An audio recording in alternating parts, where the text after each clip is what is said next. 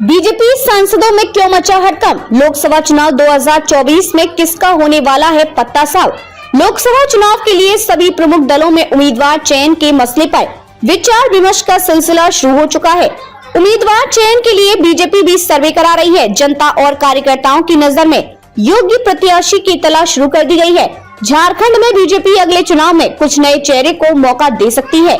देश के 5 राज्यों में विधानसभा चुनाव के बीच ही बीजेपी जोर शोर से लोकसभा चुनाव की तैयारी में जुटी है। विधानसभा चुनाव प्रचार के दौरान ही बीजेपी के राष्ट्रीय अध्यक्ष जेपी नड्डा ने रांची में एक जनसभा को संबोधित किया। वहीं प्रधानमंत्री नरेंद्र मोदी ने रांची में रोड शो के माध्यम से पार्टी कार्यकर्ताओं में नई ऊर्जा का संचार करने की कोशिश की, जबकि पीएम मोदी ने खूंटी में आयोजित एक कार्यक्रम में 50,000 करोड़ रुपए की योजनाओं की सौगात देने के साथ ही जनसभा को भी संबोधित किया। बीजेपी तकनीक से सुसंपन्न पार्टी है।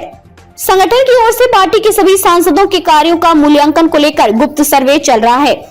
राज्य की सभी 14 लोकसभा सीटों में सर्वे चल रहा है। पार्टी की ओर से लोकसभा चुनाव 2024 को ध्यान में रखते हुए जनता और कार्यकर्ताओं की नजर में योग्य उम्मीदवार की तलाश के लिए सर्वे कराया जा रहा है। पार्टी की ओर से कराए जा रहे सर्वे के बाद कई वर्तमान सांसदों का टिकट कट सकता है, वहीं कुछ नए चेहरे को मौका मिल सकता है।